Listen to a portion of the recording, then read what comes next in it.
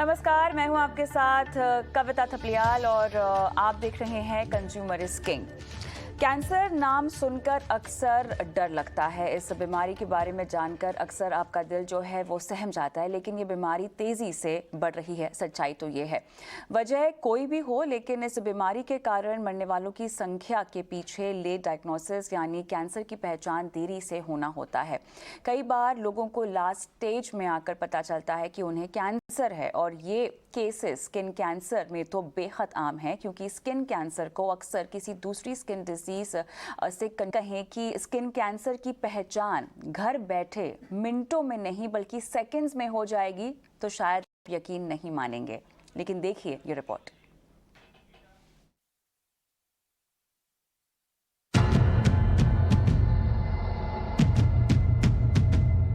पहचान कर बताएगा कि आपको कौन सी बीमारी है।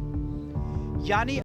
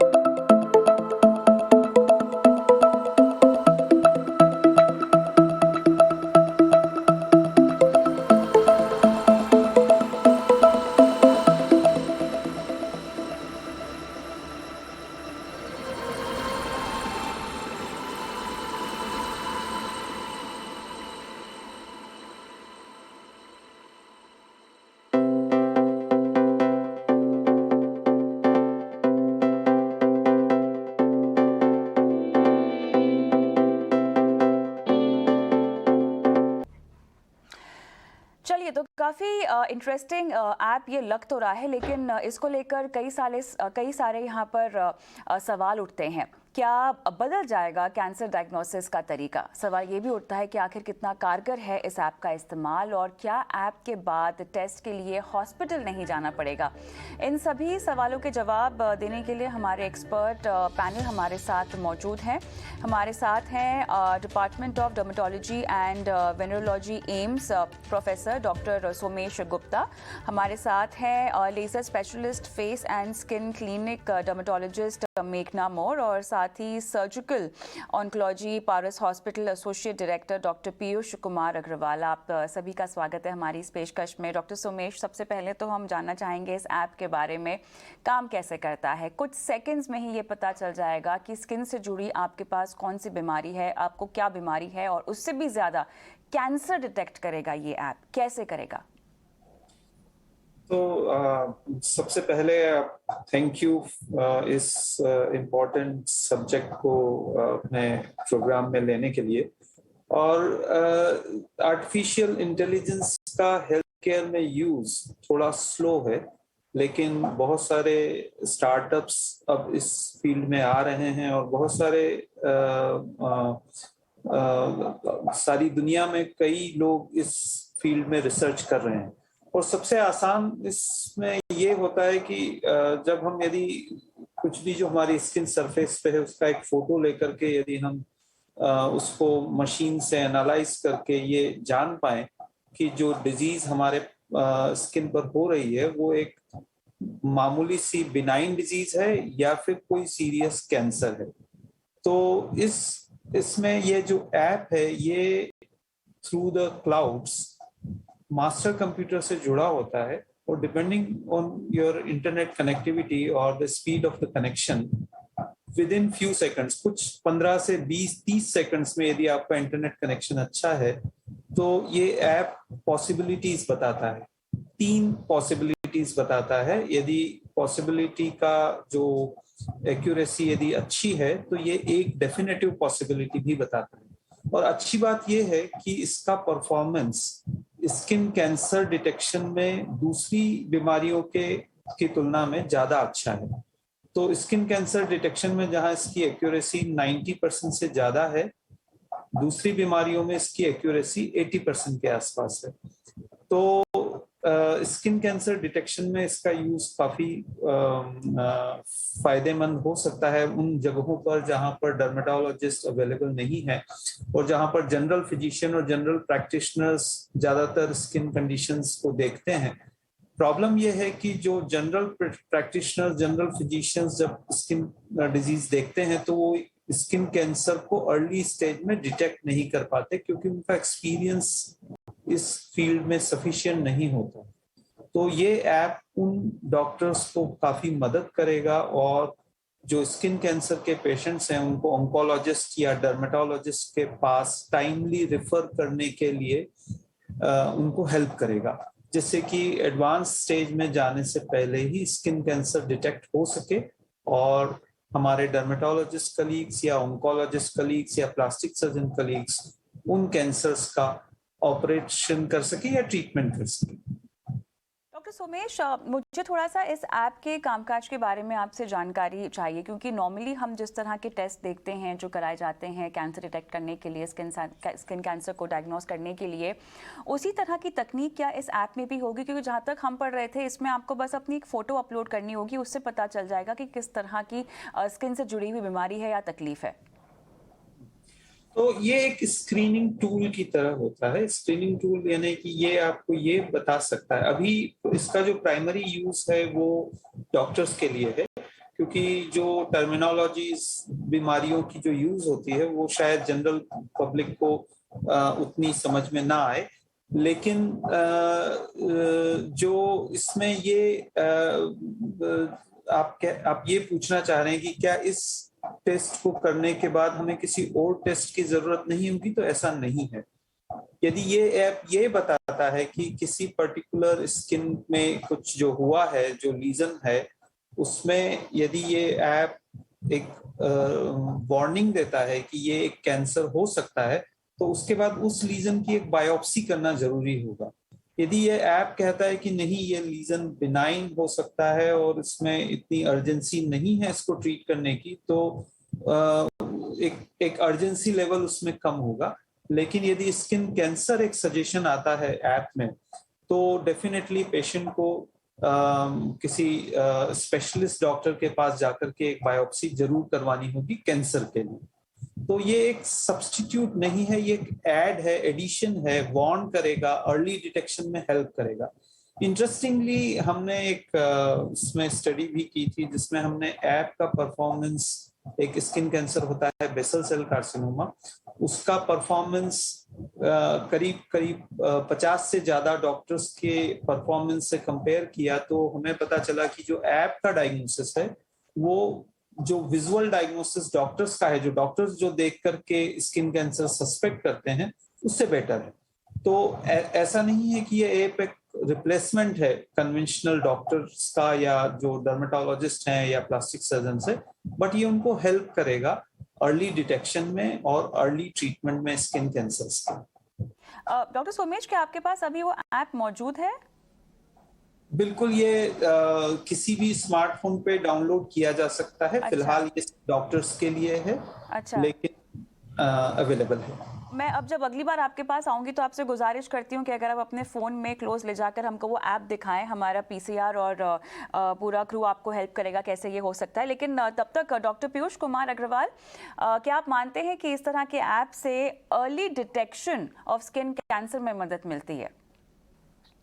First of all, thank you for basically giving us an opportunity to make people aware about the cancers. So yes, I feel कि पहले सबसे इम्पोर्टेंट चीज ये है कि ये एप्लीकेशन एटलीस्ट एक सस्पिशन क्रिएट करेगी। अभी तो क्या है कि कोई भी एक धब्बा या दाग लेके अपने घर पे बैठा हुआ है, ये मान के चल रहा है कि नहीं साहब हमें कुछ भी नहीं है, पर एटलीस्ट ये एप्लीकेशन के थ्रू जब वो डालेगा उस एप्लीकेशन में तो एक सस्पिशन आएगा। अब जब सस्पिशन आएगा तभी पेशेंट जो है ये डिसाइड करेगा कि मुझे डॉक्टर के पास जाना है और मुझे अपनी जो बायोप्सी वगैरह जो भी चीज करवानी है आगे डायग्नोसिस करने के लिए वो करवानी है।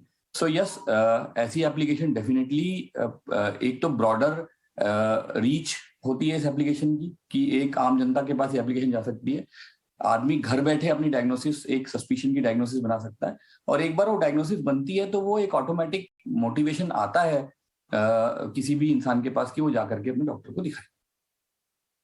और क्योंकि ये एम्स की प्रयोगशाला में जो है इसकी डिस्कवरी हुई है, तो मेरे ख्याल से एक विश्वास जो होता है लोगों में वो बहुत ज़्यादा होता है। लेकिन डॉक्टर पीयूष, एक सवाल मेरा यहाँ पर ये भी आता है, आपने कहा कि लोगों को ये पता होना चाहिए कि वो उनको किसी तरह की दिक्कत है या उनको स्किन कैंसर के सिम्टम्स पता होने चाहिए।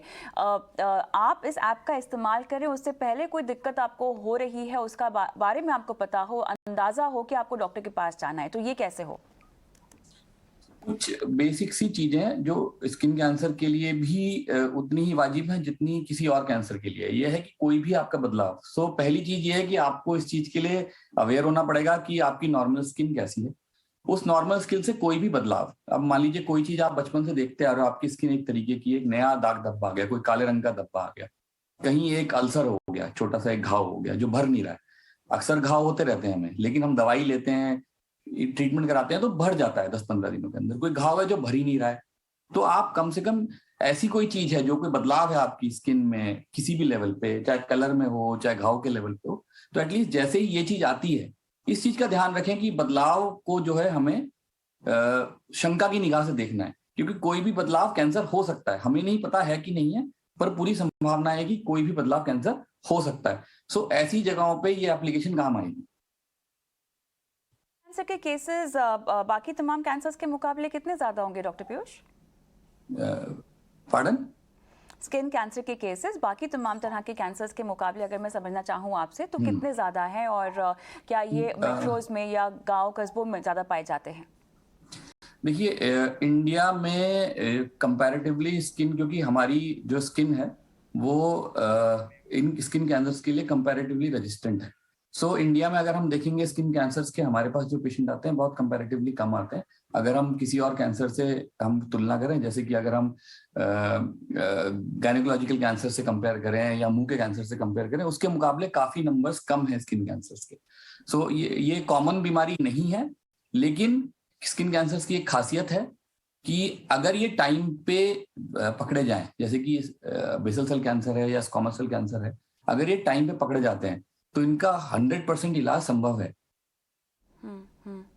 डॉक्टर मेघना, इस ऐप के बारे में आपका क्या कहना है? आप एक डर्मेटोलॉजिस्ट हैं, और जहाँ तक पिंपल्स और बाकी स्किन से जुड़ी हुई कुछ छोटी मोटी चीज़ों या दिक्कतों की बात है, अक्सर हम देखते हैं कि जब आप मॉल जा रहे हैं तो जितने भी मेकअप ब्रांड्स के कियोस्क होते हैं ना, उनके पास भी एक मशीन होती है। वो आके आपका पहले स्किन टेस्ट करते हैं, उसके बाद आपको उससे सूटेड प्रोडक्ट बेचने की कोशिश करते हैं। हालांकि ये ऐप उससे बहुत ज़्यादा है, ये और डीप में जाके आपकी स्किन से जुड़ी हुई एलिमेंट्स को दिखाता है। आप क्या इस तरह के ऐप में विश्वास रखेंगी? देखिए, तो शुक्रिया पहली बात तो मुझे इनवाइट करने के लिए। सेकेंडली, इंडिया बहुत ज्यादा दर तक डिजिटल हो चुका है थैंक्स टू कोविड। तो मैंने बहुत पाया है कि गांव के जो रूरल एरिया है वहां पे पर एरिया बहुत कम डॉक्टर्स रहते हैं, जहाँ पे जनरल प्रैक्टिशनर ही सब तरह का डॉक्टर बन जाता है। तो उन्हें हमारे जो बहुत कॉमन फंगल इन्फेक्शंस रहते हैं, एक्जिमा रहते हैं, नॉर्मल स्किन प्रॉब्लम्स रहते हैं, एक्ने अलग चीज है, मगर जो नॉर्मल रहते हैं वो उनको पता नहीं चलता है कि हम क्या ट्रीट करें। तो वो लोग जो मन में आए या मिक्स ट्रीटमेंट दे देते हैं, बिकॉज पेशेंट्स पुअर रहते हैं, वो लोग ट्रैवल नहीं कर सकते हैं, उन्हें पता नहीं रहता है।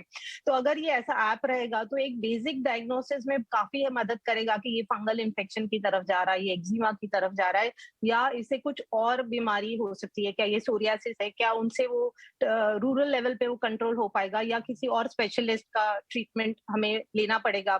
तो ऑफकोर्स एक्ने तो डायग्नोस हो जाता है, मगर ये जो ऐप रहता है उससे फंगल है, एक्जिमाज है, ये सब में बहुत ज्यादा हेल्प करेगा ये। डॉक्टर सोमेश, ये जो ऐप है इसका इस्तेमाल केवल डॉक्टर्स कर सकते हैं। अगर मैं रूरल जगहों की बात करूं या ऐसी कोई जगह की बात करूं जहां पर कैंसर स्पेशलिस्ट डॉक्टर्स मौजूद ही नहीं है, तो क्या आगे चलकर इस ऐप को हम अपने स्मार्टफोन में या किसी भी आम यूज़र के तहत इसको अपने फ़ोन पे अपलोड करने के बाद इस्तेमाल किया जा सकता है? हालांकि एक स्पेशलिस्ट की ज़रूरत पड़ेगी रिजल्ट्स को इंटरप्रेट करने के लिए, बट उन जगहों का कहा जहां पर हमारे पास कैंसर जैसे इलाज के लिए कोई इंफ्रास्ट्रक्चर ही नहीं है। तो आपने ये बहुत बिल्कुल ठीक क्वेश्चन आपने रेज किया है कि ये इसका एंड यूजर पेशेंट हो सकता है या कॉमन मैन हो सकता है। तो डेफिनेटली हो सकता है, क्योंकि ये जो एक, लेकिन उसके लिए एक डिफरेंट प्रेजेंटेशन उसमें चाहिएगा। उसमें ये उनको बताना होगा कि क्या आपकी बीमारी एक सीरियस बीमारी है या एक ऐसी बीमारी है जिसमें अभी इमीडिएट अर्जेंट अटेंशन की जरूरत नहीं है। यदि सीरियस बीमारी है तो पेशेंट को गाइड करना होगा कि तुरंत आप एक स्पेशलिस्ट से जाकर के मिलें, और यदि सीरियस बीमारी नहीं है तो पेशेंट को ये रीअश्योर किया जा सकता है कि आपकी बीमारी बहुत सीरियस नहीं लग रही है, जब भी आपको टाइम मिले आप जरूर एक स्पेशलिस्ट से कांटेक्ट करिए। तो पेशेंट को एंड यूजर के तरह इस्तेमाल करने के, इस ऐप को इस्तेमाल करने के लिए ऐप की लैंग्वेज डिफरेंट होना जरूरी है। अभी इसमें काफी टेक्निकल वर्ड्स होते हैं, कई चीजें जो पेशेंट को या आम कॉमन मैन को समझ में नहीं आएंगे, इसलिए इस ऐप की यूटिलिटी अभी सिर्फ डॉक्टर्स के लिए है। लेकिन ऐप को इस्तेमाल करना बहुत आसान है, और एक डायग्नोसिस, इनिशियल डायग्नोसिस के लिए कोई भी इसे इस्तेमाल कर सकता है, लेकिन अभी इसका यूज रिस्ट्रिक्टेड है डॉक्टर्स के लिए। आपने कहा कि अर्ली डिटेक्शन में डॉक्टर सोमेश मदद मिलती है। मुझे ये समझना है कि राउंड ऑफ डिटेक्शंस एक तो क्या होते हैं स्किन कैंसर में, और अगर इस ऐप का हम इस्तेमाल करते हैं तो किस लेवल तक की डिटेक्शन जो है हमें नहीं करनी होगी या टेस्ट हमें नहीं करने होंगे? तो इस ऐप का इस्तेमाल यदि आप देख पाए तो बहुत आसान है। मुझे पता नहीं कितना क्लियर इस पर दिखेगा। तो इसमें सिर्फ एक फोटोग्राफ ऐड करना होता है, और ये फोटोग्राफ को जूम करके, और जैसे कि एक फेस पर एक लीजन है, इसका फोटोग्राफ है, और ये इसको किसी मास्टर कंप्यूटर से ये लिंक होता है थ्रू द इंटरनेट, और depending on the internet speed ये 30 सेकंड से 1 मिनट का टाइम लेकर के अभी ये प्रोसेस कर रहा है। और प्रोसेस करने के बाद ये आपको वार्न करेगा कि क्या ये एक स्किन कैंसर हो सकता है। देखिए ये एनालिसिस कंप्लीट भी हो गया, और ये एक बता रहा है कि ये एक बेसल सेल कार्सिनोमा है जिसकी प्रोबेबिलिटी 97% है। तो इस तरह से ये एक प्रोबेबिलिटी भी बताता है। और जहां पर ये कॉन्फिडेंट नहीं होता है डायग्नोसिस के लिए, वहां ये लिखता है कि no diagnosis, I can not propose a diagnosis, I can not suggest a diagnosis. तो वो दिन दूर नहीं है जब ये इस तरह का कोई ऐप इसमें कॉमन पब्लिक के लिए भी होगा। इनफैक्ट कुछ बड़े जायंट जैसे गूगल 280 स्किन डिजीजेस के लिए एक AI ड्रिवन सिस्टम लेकर के आ रहा है, जो कि कॉमन मैन के लिए होगा, वो डॉक्टर्स के लिए जरूरी नहीं है, कोई भी उसको यूज कर पाएगा। तो उसके अपने फायदे भी हैं, उसके अपने नुकसान भी हैं। कई बार इस तरह के ऐप यदि बहुत रिलायबल ना हो तो पेशेंट को एक अनड्यू एंजाइटी हो सकती है। तो ये एक दुधारी तलवार की तरह है, डबल एजेड स्वॉर्ड, इस तरफ भी चल सकती है और उस तरफ भी चल सकती है। अच्छा, ऐप में 97% दिखाया है, मतलब ये प्रोबेबिलिटी है कि आपको स्किन कैंसर है? यस, ये बहुत स्ट्रांग प्रोबेबिलिटी है कि ये आपको एक स्किन कैंसर ही है। भी इसमें प्रोबेबिलिटी 90% से ऊपर हो तो वो बहुत ही स्ट्रांगली करेक्ट होती है। डॉक्टर उसके गलत होने की प्रोबेबिलिटी बहुत कम होती है। तो डॉक्टर पीयूष, अब क्योंकि हमें प्रोबेबिलिटी जानने के बाद भी अगर टेस्ट कराने हैं तो इस ऐप का इस्तेमाल करना क्या सही है? क्योंकि एक बार फिर से आपको राउंड ऑफ टेस्ट तो करने ही होंगे टू मेक श्योर कि आपको किस तरह का कैंसर है, लाइन ऑफ ट्रीटमेंट डिसाइड करना है। तो क्या वाकई early detection through this app किसी काम की बात है आपके लिए? इम्पोर्टेंट फैक्ट ये है कि इंडिया को अगर हम देखें as a country, as a whole, so लोगों की जो रीच है टू एन ऑन्कोलॉजिस्ट और to a specialist who can diagnose a cancer properly, वो लिमिटेड है आज की डेट में। यस, डेफिनेटली ये सबसे बड़ी सिचुएशन है कि वो लिमिटेड है। सो ये ऐप डेफिनेटली उन लोगों के लिए बड़ी यूजफुल है जो एक ऐसे एरिया में है जहां से एक तो रीच इजी नहीं है। किसी को मान लीजिए 400 किलोमीटर चल के जाना है एक ऑन्कोलॉजिस्ट को दिखाने के लिए, 300 किलोमीटर चल के जाना है। अगर उसके पास ये एप्लीकेशन है और उसकी प्रोबेबिलिटी उसे दिख रही है कि हाई प्रोबेबिलिटी है, सो डेफिनेटली एक मोटिवेशन मिलता है पेशेंट को उठ करके जाने के लिए। एक ये है कि हम एक चीज लेके बैठे हुए हैं अपने पास और हमें तरीका ही नहीं पता कि हमें उसे डायग्नोस करना भी है कि नहीं करना है। अब आपके हाथ में मान लीजिए मैं इक्विपमेंट दे देता हूँ, तो आप एटलीस्ट उसे यूज तो करेंगे। अगर वो इक्विपमेंट है ही नहीं, तो उस जो इंसान है, अगर उसके कोई स्किन चेंज आया, मान लीजिए एक काले कलर का धब्बा आया, तो वो तो ये मान के चलता है कि सादा मस्सा है। लेकिन अगर उसके पास ये एप्लीकेशन है, तो उस एप्लीकेशन में फोटो डालेगा, और उसको अगर प्रोबेबिलिटी दिख रही है कि 90% के ऊपर है, तो एटलीस्ट वो डॉक्टर के पास जाएगा दिखाने के लिए, ताकि फर्दर टेस्ट और डायग्नोसिस हो सके। सो ये it can be used as कि एक स्क्रीनिंग मेथड की तरह यूज हो सकता है। प्लस एक अवेयरनेस के लिए बहुत इंपॉर्टेंट चीज है कि लोगों के पास इजी अवेलेबिलिटी हो जाएगी इस चीज की। बिल्कुल, और स्किन कैंसर ही क्यों, हम तो चाहते हैं कि इस तरह के डिटेक्शन बाकी तमाम कैंसर्स के लिए भी हो, ताकि अर्ली डिटेक्शन हो जाए और इलाज मिल सके। डॉक्टर मेघना, आप क्योंकि अब्रॉड जाती होंगी बहुत ज़्यादा, वहाँ पर इस तरह के डिटेक्शन के लिए क्या क्या मशीन्स और एप्स का इस्तेमाल होता है? वहाँ पे AI बेस से ज्यादा लोग डर्मास्कोप यूज करते हैं, क्योंकि वहाँ पे क्या होता है कि एक तो वहाँ मेडिसिन खुद से नहीं ले सकते हैं, वहाँ पे रजिस्टर्ड होके ही कर सकते हैं, तो वहाँ पे AI एप्स की प्रोबेबिलिटी बहुत कम है, बिकॉज वहाँ खुद से मेडिसिन ले ही नहीं सकते हैं। मगर इंडिया में जहाँ पॉपुलेशन बहुत ज्यादा है, एंड अगर आप रूरल एरिया में जाते हैं या कहीं पे भी जाते हैं जहाँ डॉक्टर्स कम है एंड पेशेंट्स ज्यादा है, तो डिटेक्शन डिजीजेस होती हैं जो, लेकिन फिर भी जो जनरल फिजिशियंस हैं वो कई बार इन डिजीजेस को डायग्नोस नहीं कर पाते हैं, कॉमन डिजीजेस को भी डायग्नोस नहीं कर पाते हैं। मैं आपको एक एग्जांपल दूंगा फंगल इन्फेक्शन का। सिर्फ 50 डिजीजेस के लिए है, लेकिन कोशिश ये है कि जल्दी ही इसको 100 या उससे ज्यादा डिजीजेस के लिए किया जा सके। इसके अलावा मिनिस्ट्री ऑफ हेल्थ ने इनिशिएटिव लिया है, गवर्नमेंट ऑफ इंडिया ने, और वो आर्टिफिशियल इंटेलिजेंस के हेल्थ में कई डोमेन्स में इस्तेमाल के लिए काफी लार्ज स्केल पर ये इनिशिएटिव उन्होंने लिया है। तो जल्दी ही गवर्नमेंट ऑफ इंडिया भी इस फील्ड में आकर के और मदद आर्टिफिशियल इंटेलिजेंस की लेगी ई हेल्थ को इम्प्रूव करने के लिए। चलिए, उम्मीद करते हैं कि इस पर काम और तेज़ी से हो। और इसी के साथ डॉक्टर सोमेश, डॉक्टर मेघना और डॉक्टर पीयूष, आप तीनों का बहुत बहुत धन्यवाद इस पेशकश में आकर चर्चा में शामिल होने के लिए। और कंज्यूमर इज किंग के आज के एपिसोड में मुझे भी इजाज़त दें। नमस्कार।